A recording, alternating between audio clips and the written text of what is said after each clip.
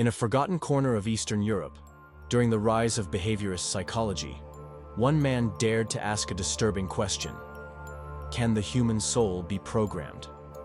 His name was Dr.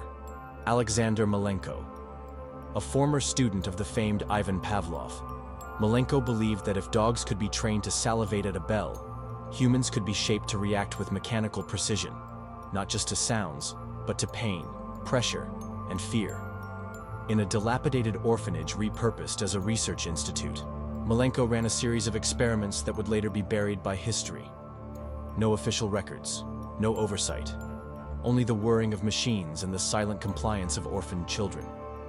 He began with something simple, a gentle tap to the back of a child's neck, followed by a piece of bread. Tap, bread, tap, bread. Soon, the children began to swallow reflexively the moment they felt the tap, even when no food followed. He had reproduced Pavlov's reflex, but in a child. But Malenko wasn't satisfied. He modified the stimulus: a flash of red light, a metallic buzz, a sharp tone. Each signal followed by a different emotion, sometimes food, sometimes punishment. And slowly, a disturbing pattern emerged. The children began to react emotionally to signals. A flash of red, panic. A high-pitched tone, relief. A low vibration, hunger. They weren't thinking. They were responding, automatically. Malenko had discovered something chilling. The subconscious human mind, under the right conditions, could be molded like clay. As his research continued, Malenko recorded every blink, twitch, and heartbeat. His machines logged salivation levels, pupil dilation, sweat secretion. He believed he could quantify the human soul, one response at a time. One experiment stood out.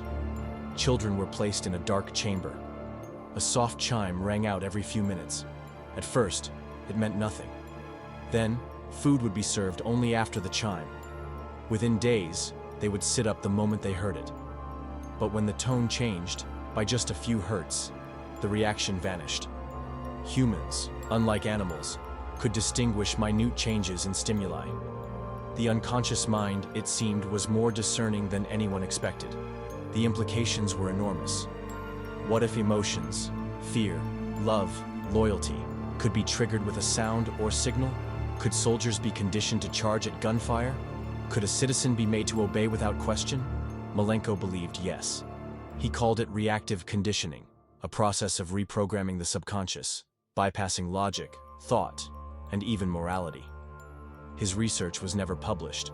The orphanage was shut down without explanation. And the children? Their fates remain unknown.